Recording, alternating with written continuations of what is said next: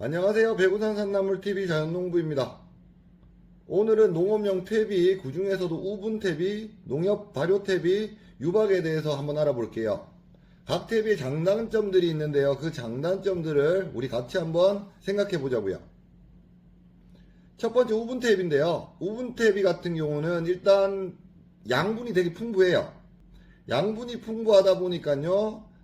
예로부터 꾸준히 써갖고 온 가장 대표적인 퇴비가 우분 퇴비다 라고 생각하시면 돼요.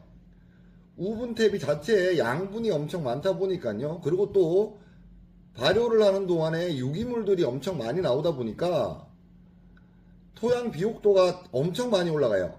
특히 우리 묵은 땅이다 라고 불리는 곳 같은 경우는요. 우분 퇴비를 쓰시면 토양 비옥도를 올리는 데는 훨씬 더 좋다 라고 생각하시면 되고요.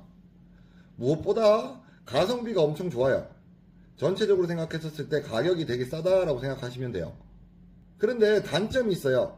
우분 퇴비 같은 경우는 부숙이 필요해요. 자, 부숙이 뭐냐 그러면 발효를 시켜야 된다라고 생각하시면 돼요. 발효가 되지 않으면요. 일단 우리 시골에 가면 똥내나 이러잖아요. 그 똥내 난다라는 게 우분 퇴비가 발효할 때 나는 냄새다라고 생각하시면 되고요. 발효가 다 된 퇴비 같은 경우는 그렇게 냄새가 나지 않아요.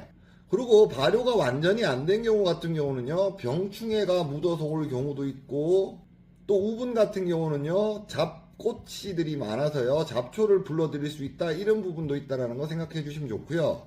그리고 무엇보다 염도가 높아요. 그러니까 산성화될 확률이 되게 높다라는 거, 그것까지 생각하셔갖고 쓰셔야 된다라고 생각하시면 돼요. 두 번째는요, 농협 발효탭인데요. 일단 농협 발효탭이가 좋은 거는 농협에서 품질 보증을 해준다라는 거예요. 품질 보증이 뭐냐 그러면 어떤 작목에다가 쓰든 크게 가하지 않게 어느 정도 발효가 다 끝나서 안정성이 있다 이렇게 생각하시면 돼요. 안정성이 있다 보니까요. 일단 우분보다는요. 냄새 같은 거는 거의 안 난다고 보시면 되고요. 냄새도 안 날 뿐더러 다른 병충해를 가지고 오거나 아니면 꽃씨가 오거나 하는 그런 것들이 훨씬 더 적다라고 생각하시면 맞겠네요.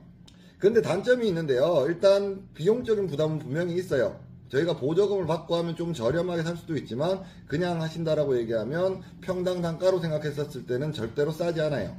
그리고 작물 맞춤형으로 만들어진 퇴비가 아니라서요. 그냥 어디다가 써도 크게 문제가 되지는 않지만 이 작물용이야 라고 할 수는 없는 그런 퇴비라서 아마 다른 비료나 이런 것들로 모자른 영양분 같은 경우는 조금 채워줘야 된다. 이 부분도 있다라는 거 생각해 주시면 좋겠네요. 그래도 사용하기 용이하고요. 접근성이 좋고요. 어디 가서 구하기도 편한 탭이다 보니까 농사꾼들 같은 경우는요. 가장 많이 사용하고 있는 탭이 중에 하나가 농협 발효 탭이다 라고 생각하시면 될 것 같아요. 마지막으로요. 유박인데요. 유박은 원래 일반 농업 때문에 만들어진 퇴비가 아니에요. 친환경 농업을 위해서 만들어진 퇴비가 유박이에요. 유박은 압축해서 만들어진 퇴비다 보니까요. 일단 효과 지속성이 되게 오래가요. 분해 속도가 느려서요. 천천히 흡수하고 비료 효과가 어느 정도 계속 길게 지속이 된다. 이렇게 생각하시면 돼요. 친환경으로 만들어졌다 보니까요. 토양 보호하는데도요. 그러니까 토양이 산성화가 되는 것도 엄청 막아준다. 이것도 생각해 주시면 좋을 것 같아요. 근데 단점은요. 효과가 느려요. 그러니까 유박 같은 경우는요. 미리 작업을 하셔야 돼요. 그래서 기성농들이 급하게 칠 때는 유박을 치지 않아요. 보통 다년생 작목을 하거나 유기농업을 하시는 분들이요. 땅 힘을 미리 만들 때 겨울이나 이른 봄에 작업한다. 요거 할 때 유박을 많이 사용하시고요. 그리고 일단 비용 부담이 좀 세요. 친환경으로 만들고 콩이나 깻묵으로 만들다 보니까 일단 원래 만드는 원가 자체가 높다 보니까 일단 가격 자체가 비싸고요. 유박은 질소 위주로 돼 있다 보니까 다른 양분들이 좀 많이 부족해요. 그래서 다른 양분을 다른 식으로 어떤 식으로든 보충을 해줘야 된다라는 두 번 일을 해야 되는 그런 단점이 있다라는 것까지 생각해 주시면 좋겠네요. 지금까지 제가 세 가지 퇴비에 대해서 말씀드렸는데요. 이거는 땅의 상태 그리고 여러분들이 하고 있는 작물에 따라 가지고요. 어떤 걸 해야 될지 결정해야 되는 거라서 잘 알아보시고 선택해서 퇴비를 뿌리시는 게요. 훨씬 더 좋은 결과를 낼 수 있다는 거 잊지 않으셨으면 좋겠네요. 더 궁금한 점 있으시면 문자나 댓글 남겨주세요.